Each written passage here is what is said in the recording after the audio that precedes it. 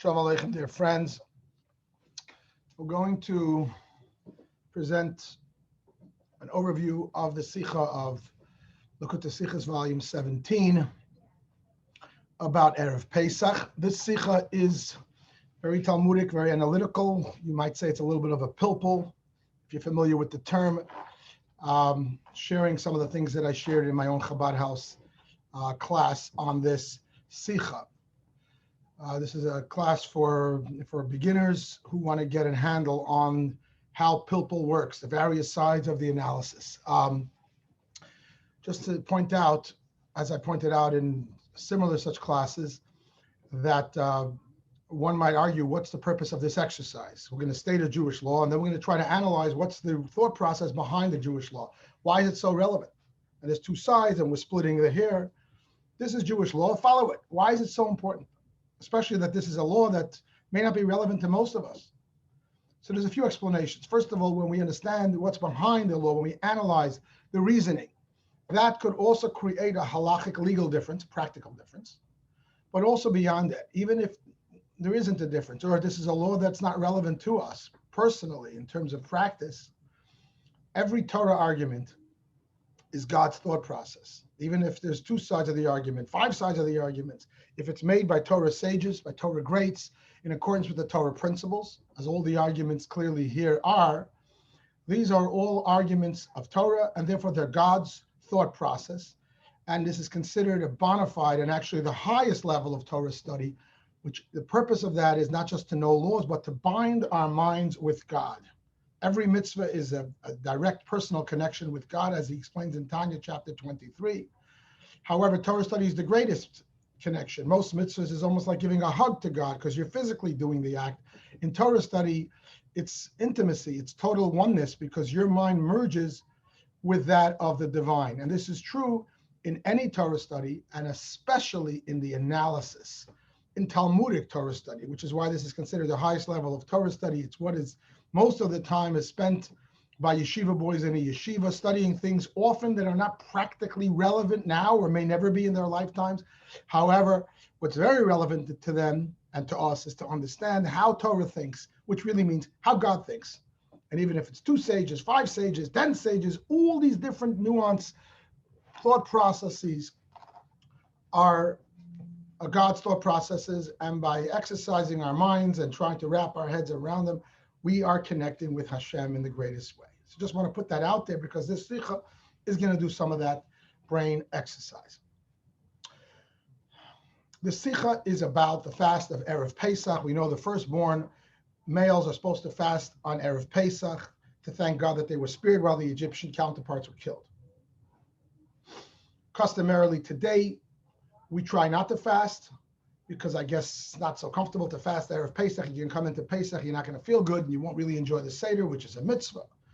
And therefore, we've replaced the fast. We've made the fast exempt for us by attending a Siyum Masechta, a celebration of the completion of a tractate of the Talmud on that day. And this is done in almost every synagogue. And by attending that Siyum, finishing a tractate of the Talmud is considered a very joyous occasion. It now becomes a Sudas Mitzvah, a mitzvah meal, and then the firstborn can eat, and the fast day is exempted. Well, this has become Jewish custom. We actually look to find a siyum, so we don't have to fast, but we replace it with that seal.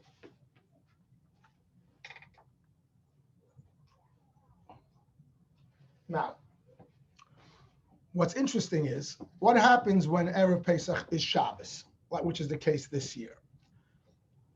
Clearly, you can't fast on Shabbos. Jewish law says the fast is pushed back to Thursday. And this is what's going to be happening all over. In our shul this coming Thursday, we are going to have a seal to exempt people from the fast of the firstborn. The question of the Sicha is, what is the meaning of the fact that it's pushed back to Thursday? There's 2 sides to this analysis. Does it mean that the fast is nominally Shabbos, but we just give it a makeup date? Or does it mean that the fast actually this year is not Shabbos, it's originally on Thursday? Even though it's being moved because it's Shabbos, but now that it's moved, the sages now made Thursday the official fast day. These are the two sides of the argument of this Sicha. Is Thursday a makeup date or is Thursday the actual fast day? What's the relevant difference between the two sides of the argument? It can be a very clear relevance, practical relevance. What happens if Thursday came and went and I forgot to fast or I couldn't fast? Should I fast on Friday? So here goes. If Thursday is just a makeup for Shabbos, so I missed that makeup, I can do it on Friday. But if, in fact, in this particular setting, the sages moved the fast from Shabbos and moved it onto Thursday, Thursday is the fast. If you missed Thursday, then you missed it. You don't go fast on another random day. So let me bring up a spreadsheet that I'm going to use to walk us through this entire Sicha, which I think will be helpful. So coming from the top of the page, fast of the firstborn is postponed backwards to Thursday, and I have in red color the first side of the analysis that Thursday is a makeup date. In blue color, second side of the analysis that Thursday becomes the actual fast day. And on line 5, we indicate what is the practical halachic difference. If I missed Thursday, do I fast on Friday? Well, if it's a makeup date Thursday, then Friday can also be a makeup date. The sages chose Thursday because they would prefer you don't fast on Friday. It's so close to Shabbos. But you could if you need to. Conversely, if Thursday was chosen and now that became the actual fast day, if you miss Thursday, you don't fast on Friday. Now, on line 7 and 8, I'm borrowing an example from another subject just because I feel it will clarify it, this whole conversation. There's something called Pesach Sheni, the second Passover. It's also a concept of makeup. The Torah says you have to bring on the 14th day of Nisan, Erev Pesach. It's a mitzvah for every Jew in the times of the temple, hopefully very soon, hopefully this year we'll all do it again. The mitzvah to bring the carbon Pesach, the Paschal lamb. It's a very, very important mitzvah. What if someone couldn't bring it? They were out of town, they were impure, whatever. Torah gives them a makeup date 1 month later on the 14th day of Iyar. It's known as Pesach Sheni, the second Pesach. And here's the analysis. It's not in this Sicha, but it's brought in commentary, and the Rabbi talks about it in another Sicha. Is that makeup date merely a makeup date? Or once Torah established that makeup date, it becomes an actual bona fide time for bringing the carbon Pesach? And what would be the difference? There's a practical difference. What if someone became bar mitzvah in between the first Pesach and the second, or conversely, converted to Judaism in between the first Pesach and the second? Depends how you look at it. If the second Pesach is the red column, it's merely a makeup date for the first. Well, in the first, he wasn't obligated to bring it. He was a child or he wasn't Jewish. So there's no point in bringing the second Pesach because it's merely a makeup. However, if you go by the blue column, that yes, once Torah decided to give you a makeup date for the first Pesach on the second Pesach, but the Torah now established it as its own entity, a bona fide Pesach day, carbon Pesach day. So who cares the fact that I wasn't obligated to bring the first one? Now I'm bar mitzvah or I'm converted. Now I want to bring it. And there's a whole discussion on that area. I'm just borrowing it to crystallize what is the concept of whether a makeup date is merely a makeup date or it actually takes on the full force of the original date. So coming back to our case, the fast of Erev Pesach is Shabbos this year. It's moved back to Thursday. The operative question of this Sicha is Thursday a makeup date for Shabbos, or does Thursday become the new date? And we already explained the practical difference in line 5. The Rebbe is going to bring now a proof to one side of the argument, to the red side of the argument, that it's merely a makeup, and then he's going to bring a proof to the second side of the argument, and he's going to like the second proof better, and that seems to be the Rebbe's conclusion, that it's actually the blue column. The proof to the red column, the proof that the makeup day for the fast on Thursday is merely that, just a makeup day, is from another similar situation, the fast of Esther. When the fast of Esther falls on Shabbos, which it sometimes does when Purim is Sunday, there too we move it back to Thursday. However, Jewish law clearly dictates there that if that Thursday there's a reason that you have to eat, for example, there's a bris, and a bris is considered a tremendous mitzvah, and it's a mitzvah to eat a meal, especially the people intimately involved, the moel and the sandik, or the father of the child, etc. They have a real mitzvah to eat a meal. Jewish law, the code of Jewish law, the Ramah, dictates that they should eat the bris. They shouldn't postpone the meal to the nighttime as one would do on a typical fast day. They should eat the bris, and what should they do? They should fast the next day on Friday. So by the fast of Esther, it's clearly indicated that the postponement, the backwards postponement from Shabbos to Thursday isn't that becomes the new date. It's sort of random. It's a possible makeup date. And if you can't do it because you got a bris, you do it on Friday. So we clearly see that Jewish law sees the bumping back of dates as just a makeup. And that is absolute. It says so in Jewish law. But then the Rabbi says that may all be well and true by the fast of Esther, but not in our case. In our case, there's a much stronger proof that the fast of Erev Pesach is different than the fast of Esther. At the fast of Erev Pesach, when it's in fact bumped back to Thursday, the Thursday becomes the fast day. What's the proof? That you can exempt yourself from that Thursday fast by attending a siyum of a tractate of the Talmud. Think about this for a second. If Thursday isn't the fast of the firstborn, it's just an option for a day when you might exempt yourself from your obligation of Shabbos. So how does it help that you attended a siyum on Thursday? Very nice. There's always Friday. So Jewish law would have to tell you to make another siyum on Friday. And it doesn't. Jewish law says that if you attend the siyum on Thursday, you have attended a siyum which has exempted you of your fast. Clearly, Thursday is not just an opportunity for you to make up for your Shabbos responsibility of fasting. Thursday became the fast day, and attending a siyum on the fast day exempts you. And there's no point of doing anything on Friday. It's done. And this seems to be the Rebbe's conclusion, that in the fast of Erev Pesach, when it's bumped back, that bump is a blue column bump. It's a real bump. Thursday becomes the fast day. And even though by the fast of Esther, it's not like that, by the fast of Esther, it's clearly that it's the red column, as we just indicated. In the fast of Esther, if it's bumped back to Thursday, it's just a makeup date, and it's fungible. And at times we say, don't do it on Thursday, do it on Friday. It's a different scenario. The Rabbi explains in the Sicha that the fast of Esther might be different than the fast of Erev Pesach. The laws of the sages take on different variables and different conditions. It doesn't always have to be uniform. And the Rabbi even explains what that difference might be, why the fast of Esther is red column and the fast of Erev Pesach is blue column. I'm not going to go into it because I feel it's going to derail the flow. But that's how the Rabbi concludes, or seems to conclude, and does conclude according to my understanding of the Sicha. And so moving forward, the fast of Erev Pesach is a blue column fast. It is moved back to Thursday, and that becomes the fast day.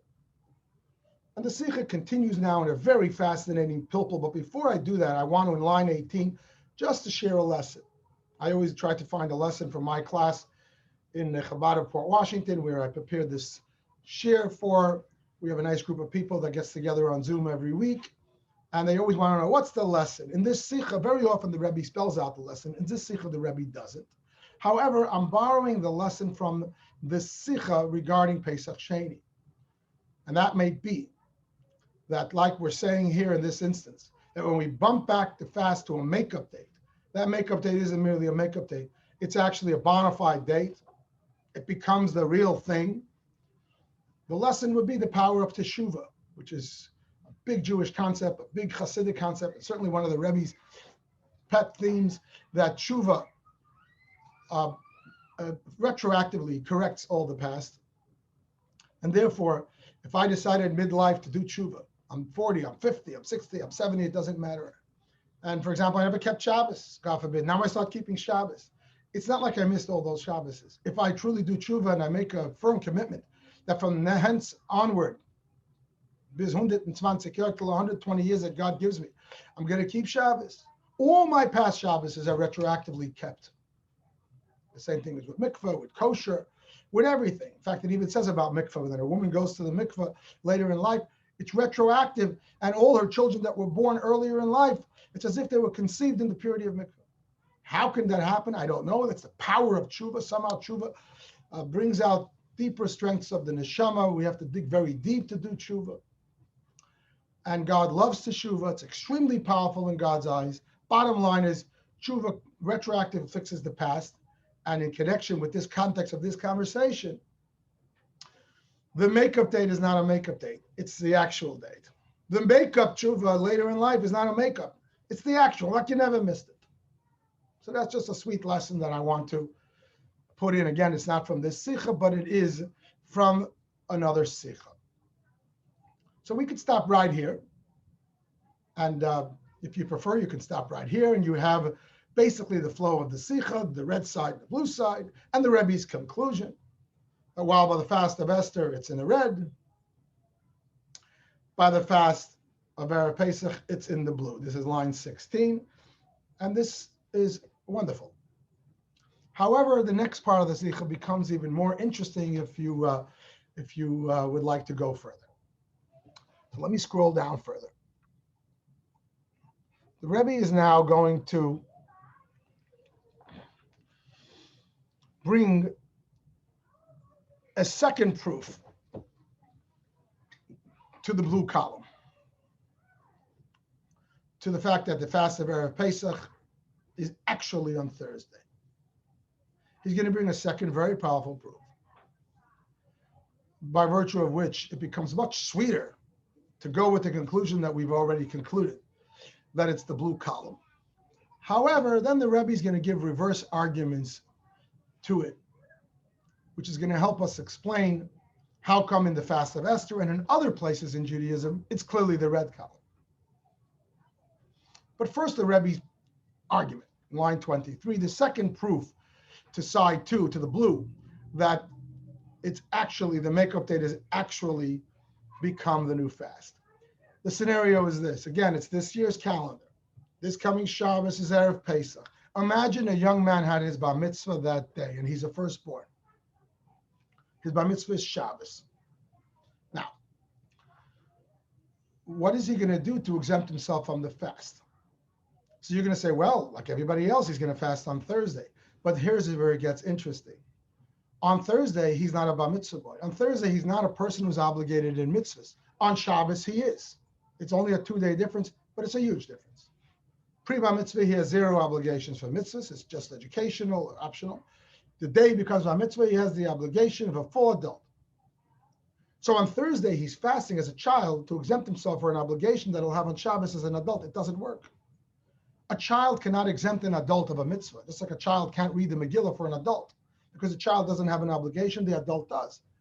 It's the same if it's the same person. It doesn't make a difference.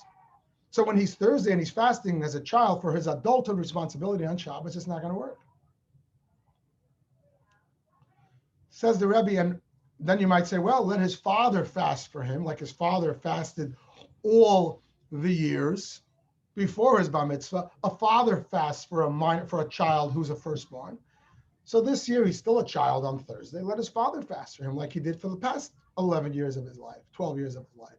But that wouldn't work either, because his father is fasting on Thursday. Yes, on Thursday the boy is not bar mitzvah, but the father is fasting on Thursday to exempt the boy from a fast of Shabbos when he has a full obligation as an adult. A father cannot do a mitzvah for an adult child. So we're stuck.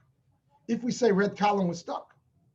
Translation, if we say that the fast of Shabbos remains on Shabbos, it's just moved on Thursday as a makeup date, but really nominally you're fasting on Thursday for Shabbos, this bar mitzvah boy is left out in the cold.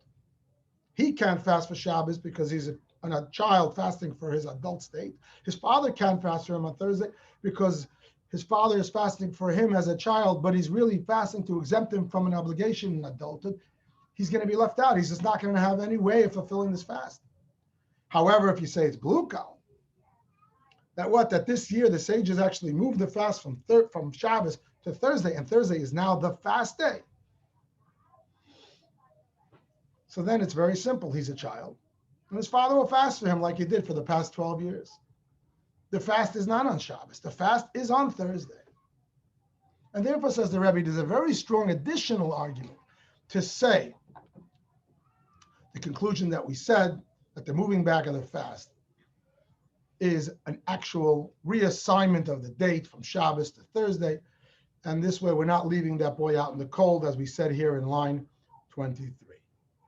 It's a very nice, sweet argument.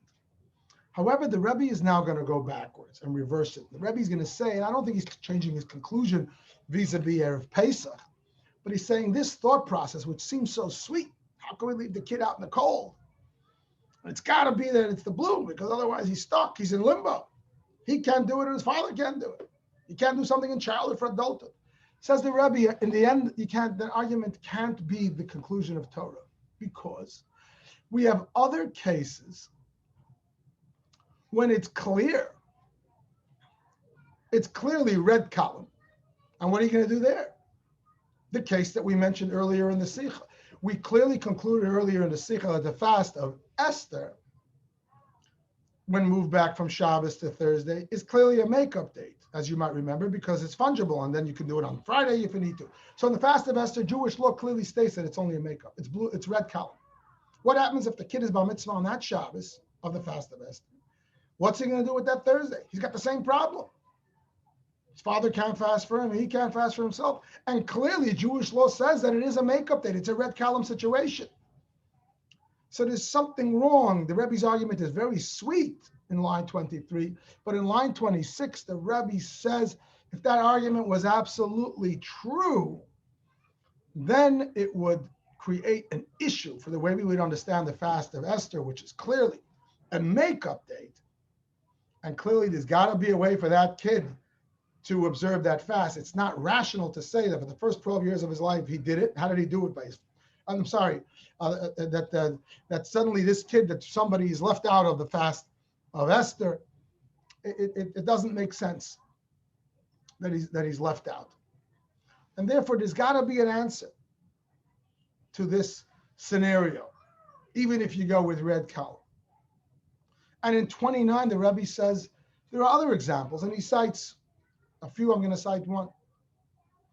What happens if Purim is Shabbos, which this nowadays cannot happen in diaspora because of the way the calendar is set up, but it could happen in Jerusalem, in the gated cities, and Purim can be Shabbos, as it was in fact this year. And what do you do when Purim is Shabbos in Jerusalem? The Megillah is read on Friday.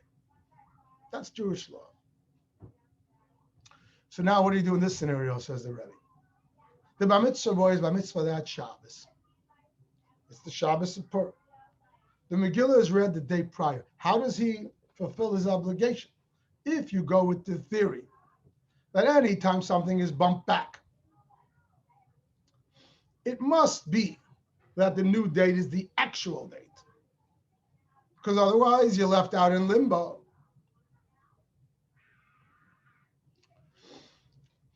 You're going to have to say the same thing by Purim.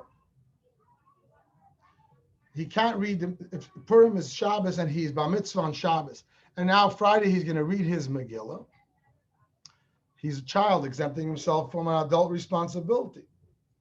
So he clearly can't read the Megillah for himself or hear the Megillah for himself, because on Friday he's a child. So you're going to be forced to argue that what? That Friday, that when Purim is bumped back from Shabbos to Friday, Friday becomes the actual day. And he's reading Friday as a minor, because otherwise you left him out in the cold. And we have no reason to believe that by Purim, the bumping back of a date means that becomes the bona fide date. We don't know. We clearly argue by the fast of Esther that that's not the case. So the Rebbe in these two arguments, line 26 and 29, pushes back on what he said in 23. In 23, the Rebbe said, from the fact that if you're bar mitzvah on a Shabbos, and then that Shabbos is pushed back, it's clear that it's a blue column approach, because otherwise you're left out in the cold. The Rebbe says there are a lot of cases in Torah where we don't know that it's blue column. In fact, the fast of Esther, we know for sure it's red column. And yet that is Jewish law. We push it back. So the Rebbe says the argument doesn't hold so much water, the line 23 argument. We have to say that even though an observance is pushed back, like in the case of the fast of Esther from Shabbos to Thursday, or possibly in the case of Purim from Shabbos to Friday, that pushed back observance may very well just be a makeup date and not an actual bona fide movement of the day. And yet it would still work out for the bar mitzvah boy. How would it work out?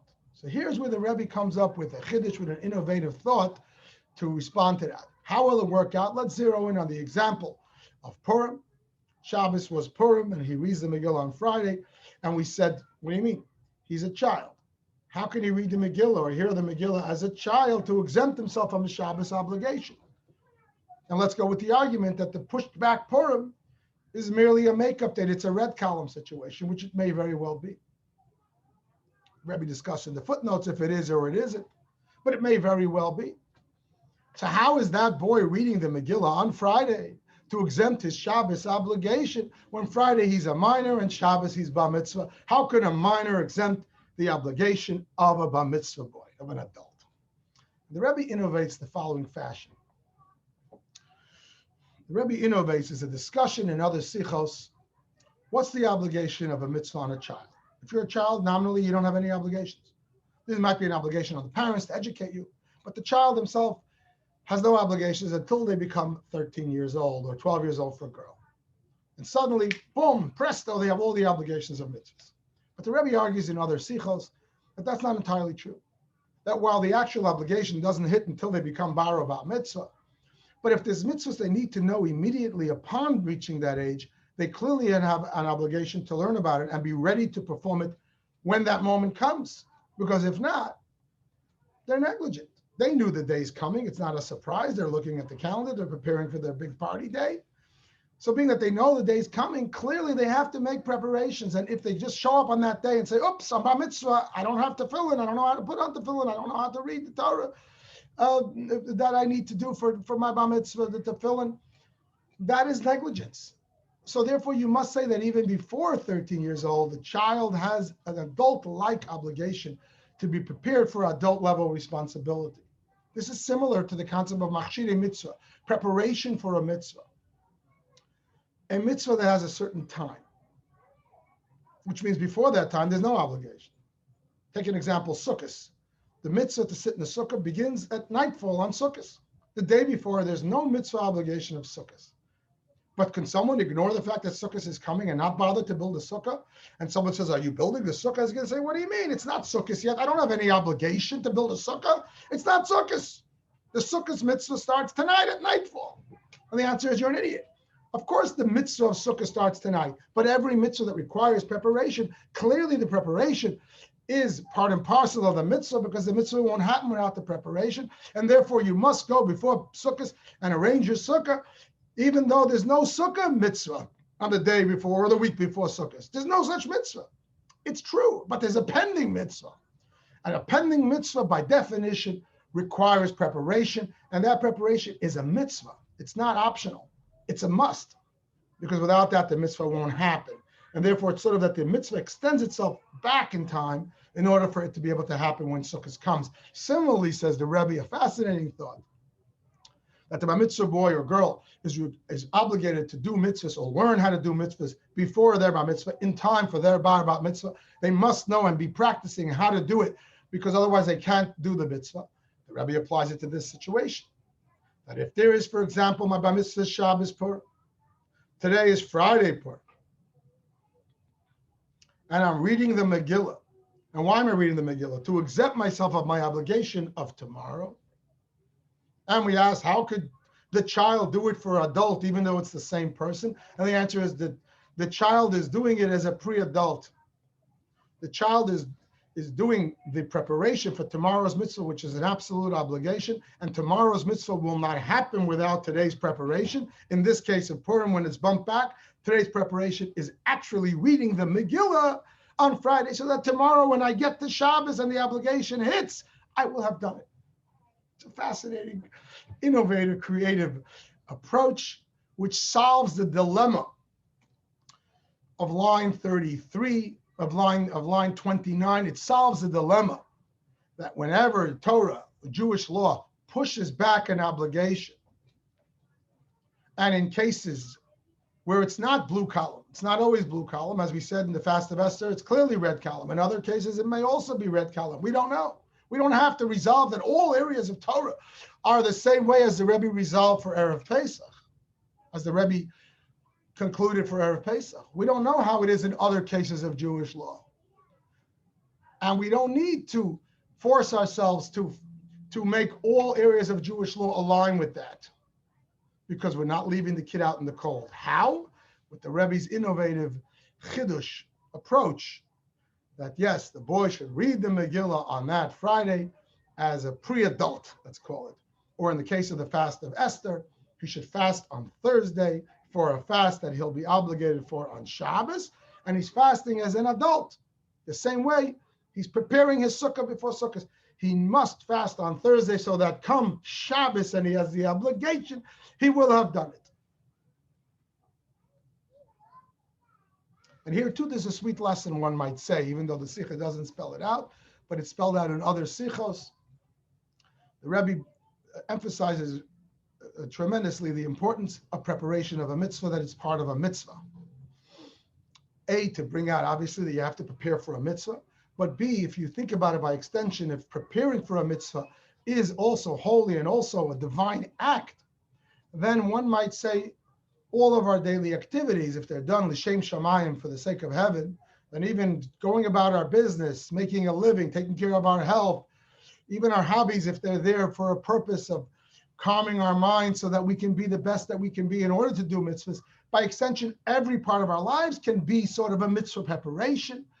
And the Rebbe argues in other sichas, therefore, all of our behaviors are mitzvahs.